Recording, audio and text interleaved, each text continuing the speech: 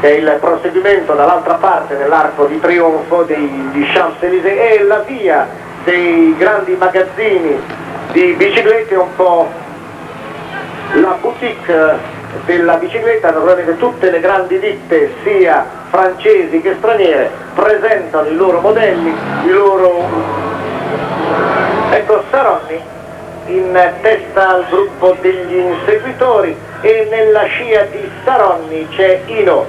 Saronni sta guadagnando qualche metro nei confronti di Hinault, è una fase estremamente importante.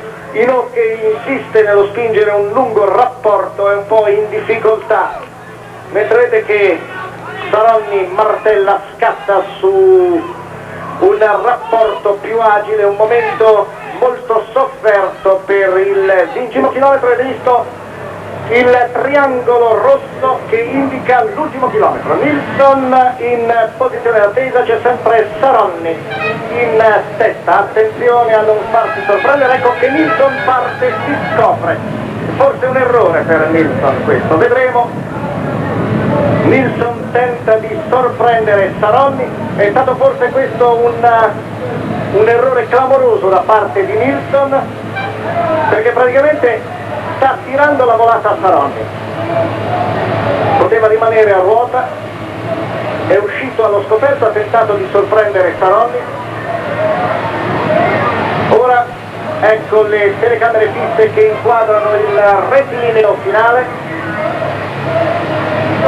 Saronni ora parte a sua volta, si porta dall'altra parte della strada. Saronni ha stravinto Saronni dopo 2 piazzamenti, dopo 2 posti d'onore.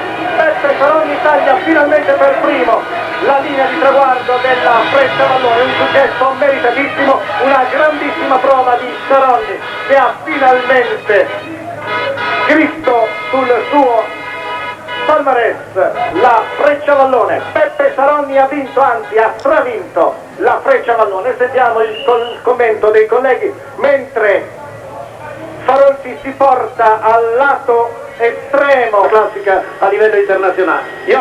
Direi che il ciclismo italiano a questo punto può veramente considerarsi il più forte del mondo. Domenica con Moser, oggi con Saronni abbiamo dimostrato di essere veramente più forti, e questo successo di Saronni credo proprio sia meritato e entusiasmante. Consentitemi di dire, non era mai successo prima d'ora che 3 classiche in una stessa stagione fossero vinte dagli italiani. Milano-Sanremo, Parigi-Roubaix, Frecciavallone con un secondo posto di Moser nel Giro del Fiandre.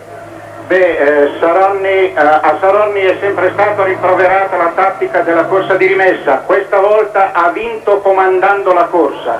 Ed ecco lo sprint per il terzo posto, poi ci porteremo nuovamente al termine della salita, ed ecco Hinault che si aggiudica lo sprint per il terzo posto. Abbandoniamo la nostra cabina e portiamoci per